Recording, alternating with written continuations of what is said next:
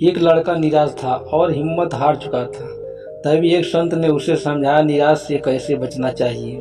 Corona महामारी की वजह से पिछले 2.5 साल में काफ़ी लोगों का जीवन पूरी तरह बदल गया है।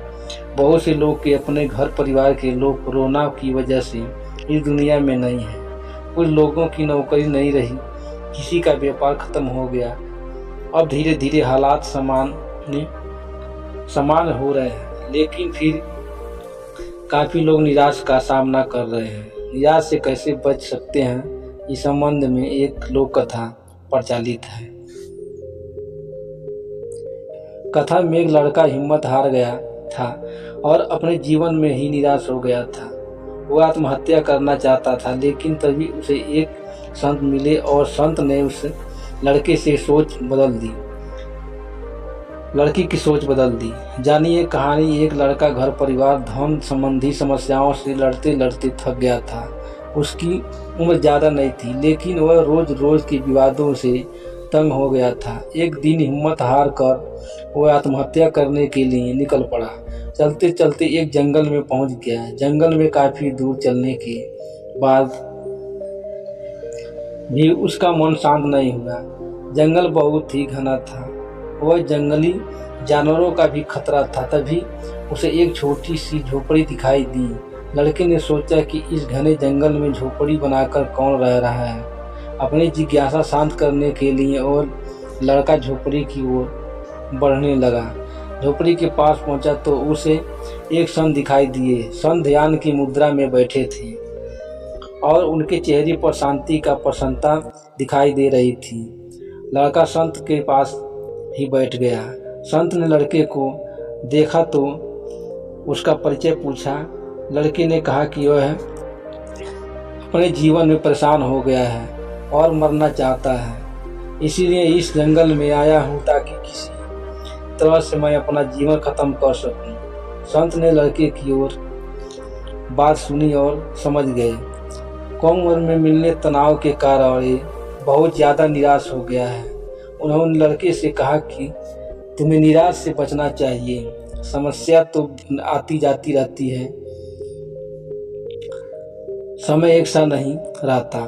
संत ने लड़के को समझाने की कोशिश की, कथा सुनने शुरू की। संत बोले एक छोटे बच्चे ने एक दिन अपने घर में बांस और एक लिस्पीट का पौधा अपने घर के आंगन में लगाया। उसका बागवानी का नया नया शौक था। बच्चा वो दोनों पौधों को एक समान देखभाल करने लगा। रोज सुबह शाम पानी देता, धूप छांव में पौधों का ध्यान रखता। काफ़ी समय बीतने के बाद लिस्पीट का पौधा तो पनप गया, लेकिन बांस का पौधा तो कोई बदलाव नहीं दिख रहा था। बच्चा सोचता था कि लिस्पीट को पनप रहा है, लेकिन ये बांस का पौधा तो पनप नहीं रहा है। रोज ये बात सोचता था, लेकिन वह निराश नहीं हुआ और रोज दोनों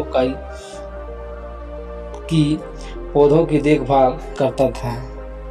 थोड़ी समय निकल गया, लेकिन लिस्पीट का तुलना में बांस का पौधे ने संतोषजनक प्रगति नहीं दिख रही थी। बच्चा अपने मेहनत में लगा रहा। कुछ समय के बाद एक दिन बांस का पौधा पनप गया और कुछ ही दिनों में बांस का पौधा लिस्पीट से भी बड़ा हो गया। संत ने उस निराश लड़के से आगे कहा कि बांस का पौधा पहले तो अपनी जड़ें मजबूत कर रहा था, इसलिए उसे पनपने में समय लगा, लेकिन वह बच्चा भी अपनी कोशिश में पीछे नहीं हटा, निराश नहीं हुआ। हमें भी अपने जीवन में 2 बातें ध्यान रखनी चाहिए। पहली बात तो ये है कि हालात कैसे भी हों, सकारात्मक और धैर्य न छोड़ो। दूसरी बात है कि पहले हमें अपनी जड़ें मजबूत करनी चाहिए और हमारा आधार मजबूत होगा तो हमारा काम तेज़ी से आगे बढ़ेगा। सकारात्मक और धैर्य रखेंगे तो जीवन में जल्दी ही संतोषजनक बदलाव दिखाई दे सकते हैं। एक ग्वाले ने राजा को समझाया हमें शांति क्यों नहीं मिल पाती और शांति पाने के लिए क्या करना चाहिए।